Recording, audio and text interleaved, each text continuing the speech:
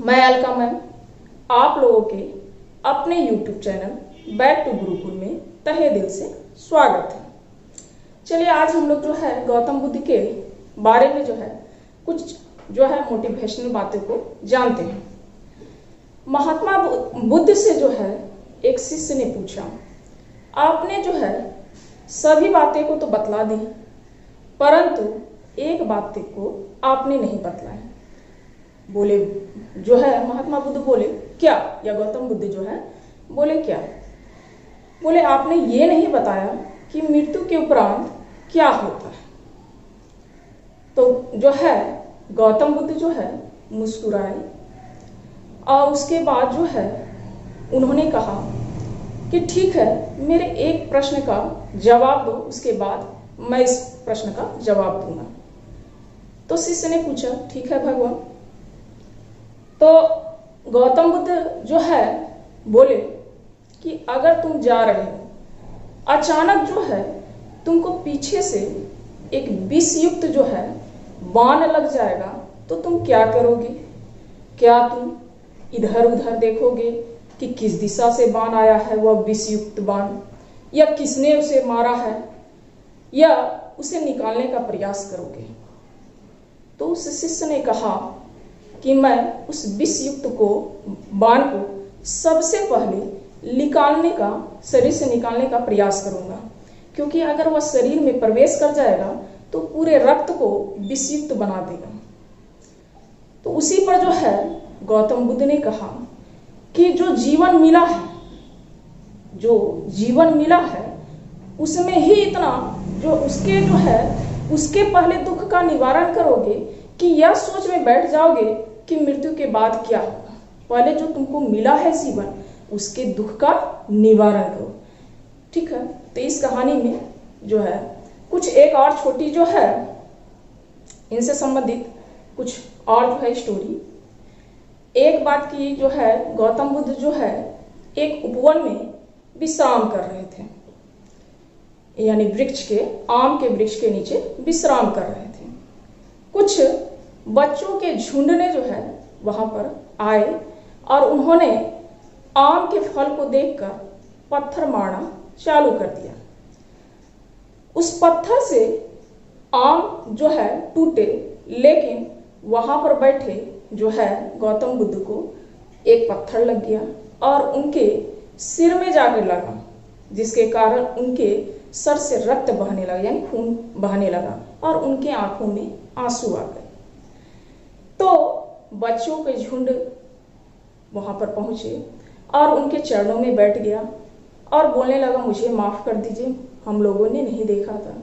तो गौतम बुद्ध जो है इस पर बोले कि बच्चों, मैं इसलिए नहीं दुखी हुआ हूं कि मुझे पत्थर लगा है, बल्कि इसलिए दुखी, मेरे आंख से आंसू इसलिए जा रहे हैं कि जब तुमने जो है वृक्ष को पत्थर मारे तो जो है उसने तुम्हें मीठे फल दिए।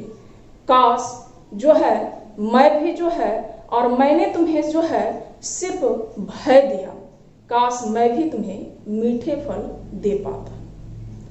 इसी के साथ आगे जो है हम लोग जो है गौतम बुद्ध से संबंधित कुछ टॉपिक के बारे में जानेंगे। तो चलिए देखते हैं कि गौतम बुद्ध के 4 जो है आर्य सत्य थे।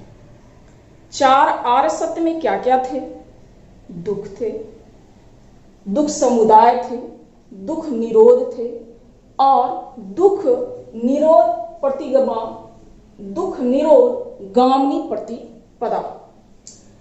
दुख का मतलब होता है दुख है, दुख समुदाय का मतलब होता है दुखों का कारण जो है आकांक्षाएं और इच्छा है। दुख निरोध, दुख का अंत संभव है, और दुख निरोध गामिनी प्रतिपदा का अर्थ होता है दुखों का अंत अष्टांगिक मार्ग द्वारा। ठीक है, ये उनके 4 आर्य सत्य थे। उसके बाद जो है महात्मा बुद्ध के मृत्यु के उपरांत जो है उनके शरीर को 8 भागों में बांट दिया गया और इसी 8 भागों को हम लोग स्तूप कहते हैं। तो जो है 8 भागों में शरीर को बांटने के उपरांत जो है इसको हम लोग अष्टांगिक मार्ग कहते हैं। अष्टांगिक मार्ग, ये अष्टांगिक मार्ग कौन कौन थे? तो ये पूछा जाता है एग्जाम में बहुत ज्यादा कि जो है गौतम बुद्ध से संबंधित अष्टांगिक मार्ग कौन नहीं थे, क्योंकि जो है महावीर के भी 3 जो है त्रिरत्न थे। उनके त्रिरत्न कौन कौन थे? सम्यक ज्ञान, सम्यक दर्शन और सम्यक चरित्र। अगर उन तीनों को भी याद रखा जाए तो इस प्रश्न का जो है हल आसानी पूर्वक हो जाएगा। अब इनके जो है 8 जो है अष्टांगिक मार्ग क्या क्या थे?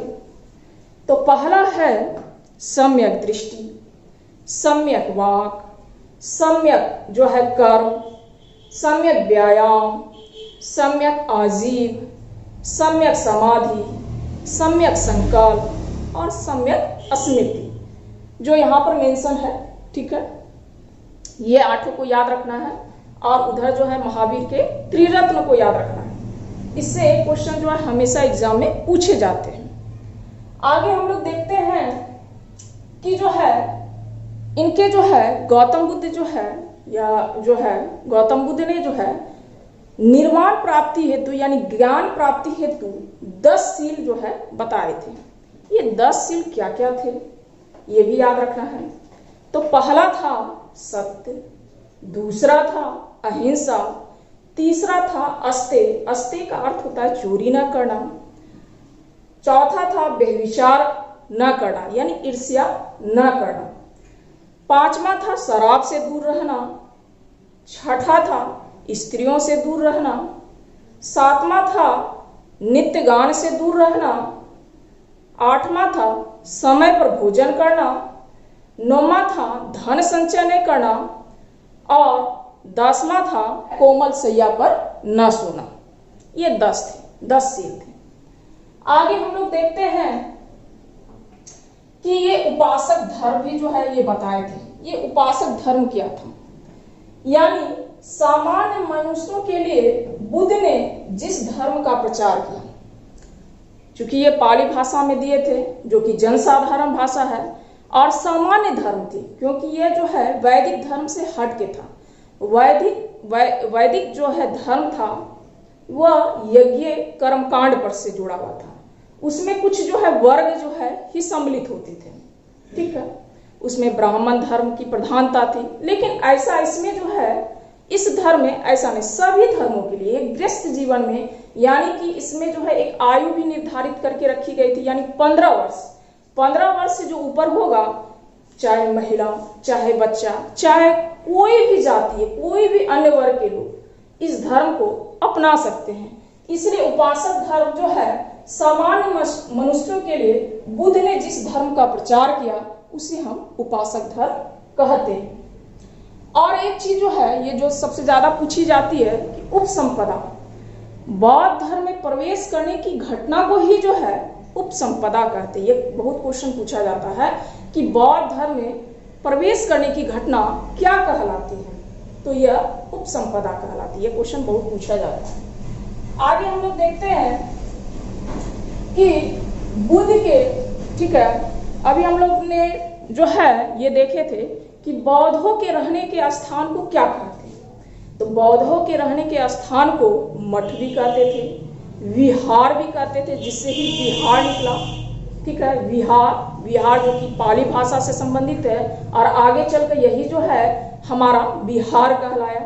ठीक है, और विहार थे, मठ थे और संघ थे बौद्धों के रहने के स्थान को। लेकिन वर्षा काल में निवास स्थान को जो है जहां ये लोग वर्षा काल में निवास स्थान करते थे यानी बौद्ध लोग, उसको क्या कहा जाता है? तो वह जो है बेलुवन और जेतवन। बेलुवन जो है बिंबिसार ने बनवाया था और जेतवन जो है जेत राजकुमार ने बनाया था। यानी वर्षा काल में निवास स्थान को बौद्धों के निवास स्थान को बेलुवन और जेतवन कहा जाता है। चलिए आगे देखते हैं हम लोग जातक कथाएं। गौतम बुद्ध को अपने जो है 550 जन्मों के बारे में उल्लेख के बाद में, अपने पूर्व जन्म के बारे में, इसलिए जो है उनको पुनर्जन्म पर विश्वास था। चूंकि वह अनिश्वरवादी थे, अनात्मवादी थे, छुआछूत, जाति प्रथा ये सबको नहीं मानते थे, लेकिन उनको अपने पुनर्जन्म, चूंकि उनको अपने ही 550 जन्मों का उल्लेख है। ये किस कथा से पता चलती है? ये जातक कथा से पता चलती है। तो जातक कथा में जो है बोधि शब्द का अवतार या तो मनुष्य रूप में या तो पशु रूप में हो सकता है, इनसे पता चलता है जातक कथा से। आगे हम लोग देखते हैं कि महात्मा बुद्ध ने मध्यम मार्ग को, ये मध्यम मार्ग जो है अपनाया, मध्यम मार्ग का संचालन किया, यानी मध्यम मार्ग। तो मध्यम मार्ग क्या था?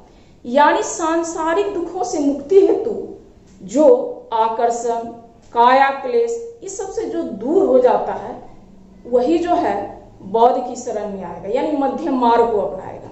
यही मध्यम मार्ग, सांसारिक दुखों से जब आकर्षण ही नहीं रहेगा, किसी चीज के प्रति लोभ भी नहीं रहेगा, ईर्ष्या ही नहीं रहेगा, ठीक है, काया क्लेश नहीं रहेगा, किसी को देख के ईर्ष्या नहीं करेंगे, वो जो है वह सांसारिक दुखों से उसको जो है निवारण पालेगा, वही मध्यम मार्ग में जो है मध्यम मार्ग को अपना पाएगा।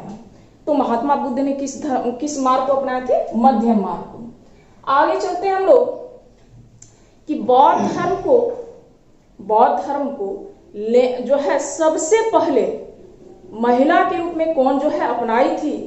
तो इनकी ही मौसी थी प्रजापति गौतमी, जो कि इनकी बीमाता थी, जो कि इनके 7 दिन जो है के बाद ही इनकी माता महामाया जो है का देहांत हो गया था, और उनकी ही जो है बीमाता जो है प्रजापति गौतमी, उन्होंने ही सबसे पहले इस धर्म को अपनाई थी। और जो है इनकी जो पत्नी थी यशोधरा, उनका जो है नाम क्या क्या था? तो उनके नाम जो है और भी थे, जो है क्या क्या थे? बिंबा, गोपा और भद्रकक्षणा। यशोधरा के अन्य 3 नाम थे, बिंबा, गोपा और भद्रकक्षणा। आगे देखते हैं हम लोग कि जो है इनके जो है 2 गुरु थे, अलार कलाम और रुद्रक रामापुत्र।